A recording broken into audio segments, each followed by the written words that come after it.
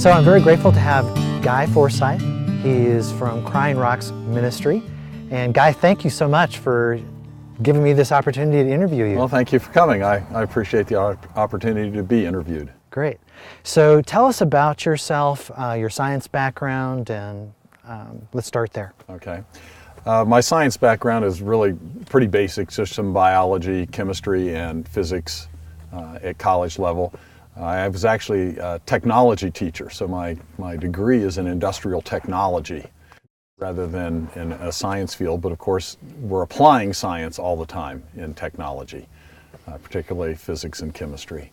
Taught for 30 years in Westerville, Ohio, and God called us to move to Sedona, and so in 2003 we sold the house in Ohio and packed up, and about 3 weeks after I retired we were here at the house in Sedona. And we didn't know what God wanted us to do at first, so we just kind of acclimated. After we'd been here about 8 months, God put in mind to start a newsletter. So we have a newsletter we now mail out to everybody in Sedona 4 times a year, about 10,500 of them. Right. So this is the thing that really caught my interest, I guess, is this very creative idea. And so you have this newsletter, goes out to every person in Sedona. Or at least every family. And you've been doing it for how many years? We started in August of 2004, so it's coming up on 10 years. All right. Over 40 issues.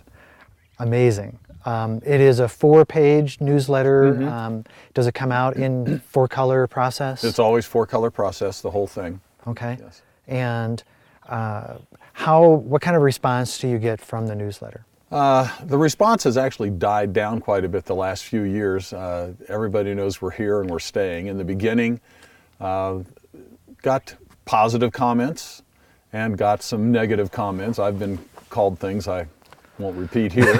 And the newsletter has been described in ways I wouldn't repeat here. It makes the atheists mad. How would you describe the newsletter? What's the content? What's your vision? We have a couple of articles on something that pertains to recent developments in science that shows that creation is what science is pointing to, and how evolution just doesn't fit, and old age of the earth doesn't fit with the science that's coming out. And we generally have one article that's more of a Christian type of orientation to the article. Okay. It seems to be interesting to me. The topics are laid out for people who are the general public. It's not highly technical. You have pictures in all of the newsletters, and you have them all available as PDFs, and so you can just go to your website. What is the website? CryingRocks.org. What do you consider to be some of the fun things that you like to talk about? Genetics is really a big one, because we're just discovering so much about genetics that shows that there is no way, especially we could not be related to chimps or other primates in any way, based on the latest research that's coming out on genetics. And of course geology is a big topic because I'm involved in research in the coconino, and hopefully we'll be published with that soon in a secular journal. Tell us about the coconino. What is it that's exciting that you're hoping to get published about? We have found some soft sediment deformation is the technical term for it, usually called folds or bent rock. Okay. Is what you can think of it as. And we have found folds that are actually a parabola laying on its side.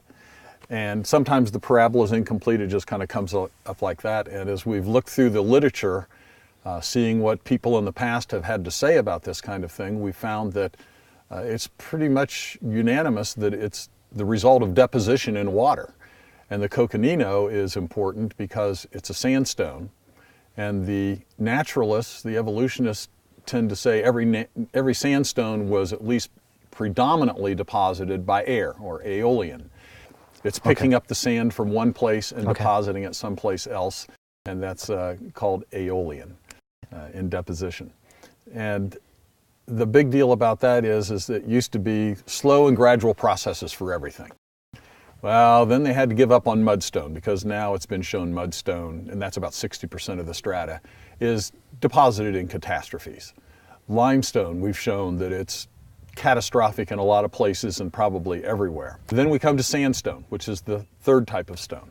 And that was the holdout. Now, all the sandstone has to be old. How can you have the coconino deposited in the middle of Noah's flood when it took 5 million years to blow in all of that sand?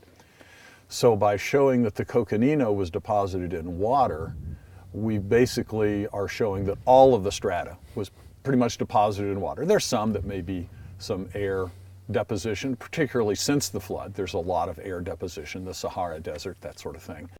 But as far as the strata that's further down in, if we show sandstone as water deposited also, then we've covered our bases. We've now shown that it's possible that all of the rock was deposited during Noah's flood.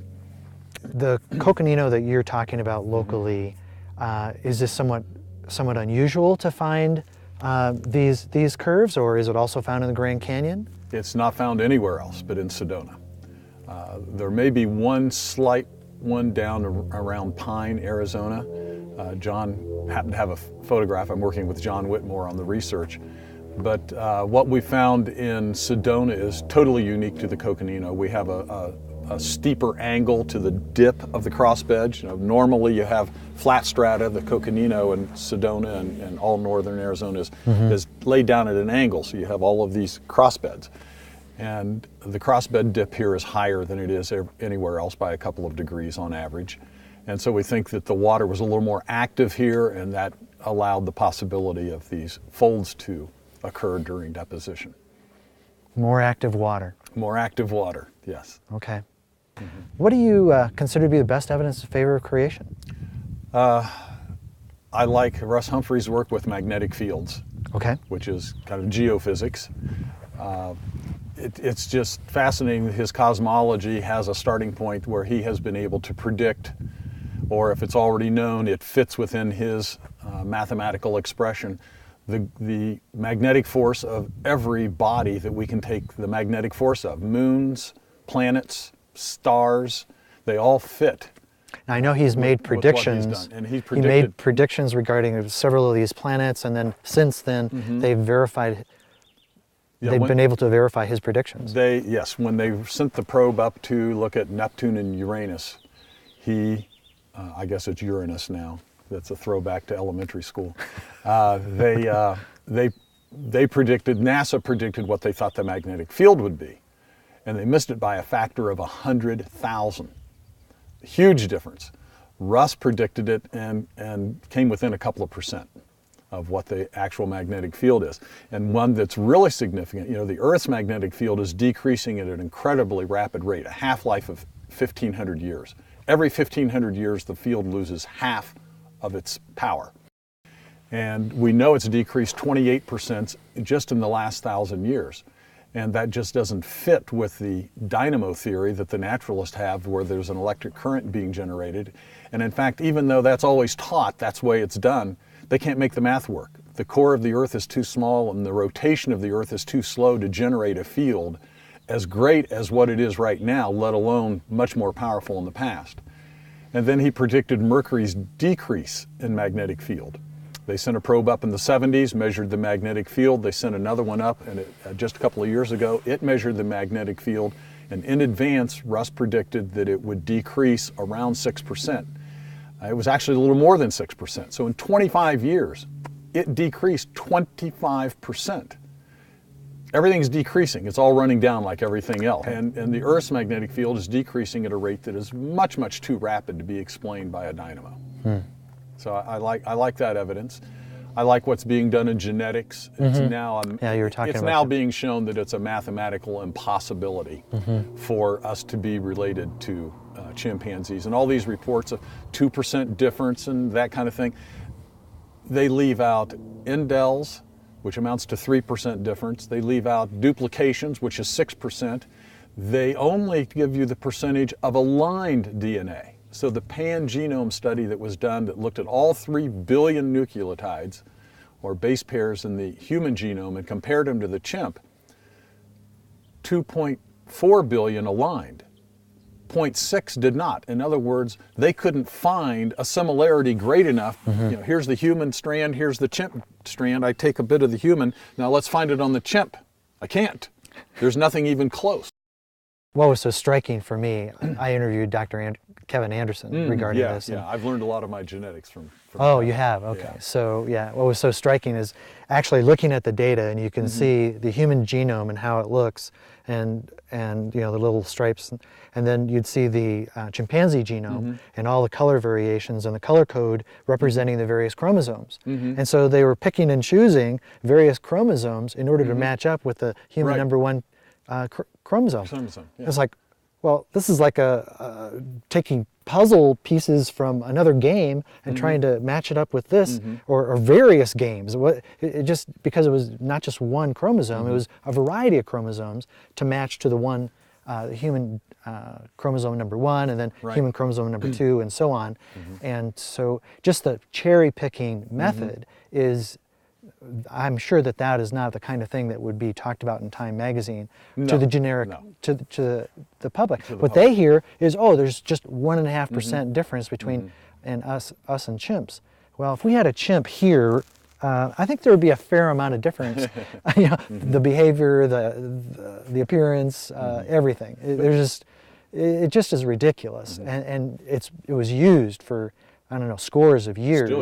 Still used. Yes, it is. And again, because here they'll have this evidence, it's now been refuted, but how long will it take before the public really becomes aware of how it's been refuted and how they came up with this data in the first place? They won't. And you know, the thing of it is that even letting them jump around and get their data wherever they want, they still have 20% that simply doesn't match good enough to say, oh, this goes with this. It's so off. So when you take the indels, the repeats, the repetitions, and the misalignment, you're over 30% different. And then if you look at the mutation rates, we would have to mutate 4 times faster than we are now with nothing but good mutations that separate us from chimpanzees.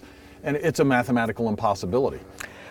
So it wasn't that long ago that there was a debate between Ken Ham and Bill Nye. And I believe they were talking about that there was like 3 million to maybe 5 million people that had viewed this. So a lot of people had seen it, and then of course there was a lot of people seeing the debate afterwards because it's still available online, and it's available on YouTube.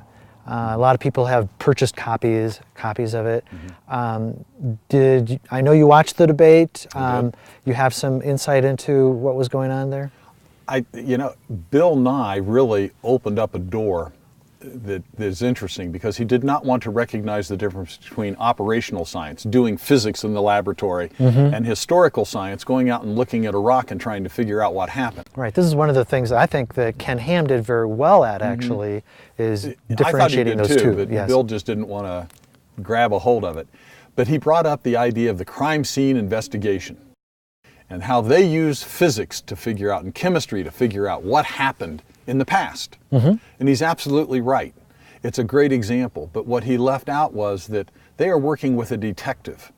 Their job is not to determine what the evidence says, what its final interpretation is.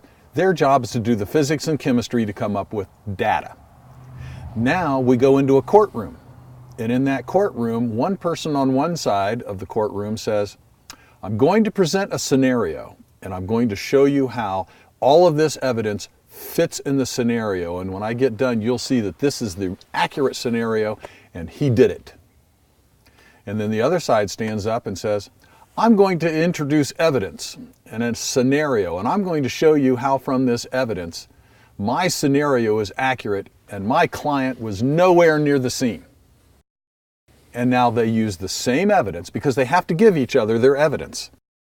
And then they build a scenario and say, my evidence best fits the scenario. And then a jury determines whether or not one side fits better than the other. And in creation science, we have the same thing. We have the same data, the same evidence. But what happens is the prosecution gets up, and there's no judge, there's no jury, and he says, we're only going to introduce the evidence that I want to introduce, and I'm going to build a scenario around that evidence, and then we're going to determine if my scenario is correct, and I'm going to serve as judge to determine if the evidence is appropriate, I'm going to serve as jury to determine whether or not I'm accurate, and I'm going to serve as executioner when I find him guilty. And that's what we have going on. They have said, no, we can't look at what you think is good evidence, only our evidence. And my basic thing is, when it's all done, more of the evidence better fits the young Earth creation scenario than fits the old Earth naturalist scenario. That's pretty much the approach that I take with anything. Because, there are things that are difficult to answer for both sides. Right. It's one of the things that really bothers me in this debate is because I'll talk to people on campus, and on campuses, if you're in a biology class or chemistry class, when it comes to biological organisms, they're going to only be taught one possible cause for the existence of those biological things, and that's going to be a naturalistic cause. They're not taught that there is such a thing as biogenesis. All they hear about is abiogenesis. Well, but there is this other side, and so what you're saying is, okay, so really there's multiple angles, or there's multiple sides. I think of Stephen Meyer helped popularize this concept of inference to the best explanation. Abduction. Okay, and so here you have this data, and you're looking at the data, and you're looking at what are the options. Well, option A, does it best fit option A, or does it best fit option B? But what you're saying is that they're only offering option B. That there is no option A, or that's religious, and therefore we can't consider it. And anytime a school board at a state level says, well, we're going to allow teachers to show some of the weaknesses of evolution, they go berserk. They just show up in huge numbers from all over the country to fight it, because they do not want our side to be presented, because they know that when it is, it's any rational person that looks at all of the data can only conclude that we are created. There was a lot of people that were upset with Bill Nye for doing the debate with Ken Ham. Because, hey, as long as the evolutionists have the floor and they can continue to talk about their view, they want to squash creation or intelligent design as much as they can in the public schools, in the public square. Let's not talk about it, because if they do, they lose. If people actually saw the evidence for themselves, and that's what Evidence Press is about, is to help show people the evidence in favor of creation, it's overwhelmingly in our favor. Absolutely. The science is in our favor. Absolutely. Well, thank you, Guy. I appreciate the opportunity to do this interview and to meet you and to be here in Sedona. So thank you so much for participating. So we're good.